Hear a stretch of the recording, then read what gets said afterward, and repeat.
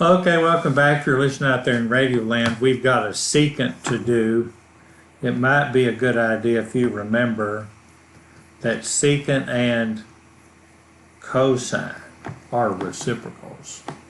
So when we go graphing this in a minute, we're going to want the cosine graph in dotted form. And let's go horizontal across here. A is 5, B is 2, C is 15 degrees, D is 3, E is 360 divided by B, which is 180, I is 180 divided by 4, that's half of 90, okay, 45. So there we've got everything we need.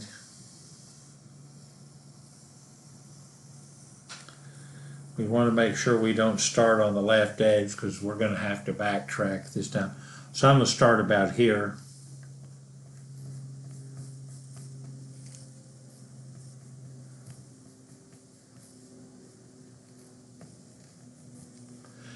And make sure you do.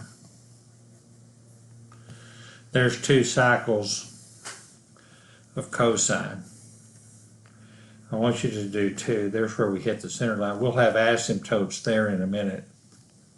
Of course, here's my increments running across here. And we start at C, which is 15. And I'm adding 45. That's 60, 105 plus 45, 150 plus 45, 195 plus 45, 240 plus 45, 285 plus 45, oh boy, 13, 3, 30, I guess, plus 45, 3, 75. Okay, if you want to double check yourself, you can always do this. You can do 15 plus 45, enter. That was a 60 plus 45, enter. And then you can just keep hitting enter. And you'll see all those numbers we found going across the bottom. Okay, let's see. I need to come back over at least to there. Because if I go 45 this way, that makes this one negative 30. So that puts 0 about there. There's your y-axis. Let's see, my center line is 3, up 5, down 5. This puts the x-axis over here somewhere. And we just graphed cosine.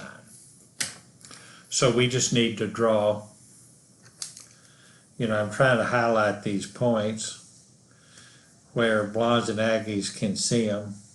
If you know any. So I want to do vertical asymptotes. We don't even have to find the vertical asymptotes here. They're all through these intersected points with the center line. Okay? And then from these points where we hit the max line and the min line, they actually touch right there at those points. So make sure you can go to these points and just go either way if you like. So there's the secant. And we'll return.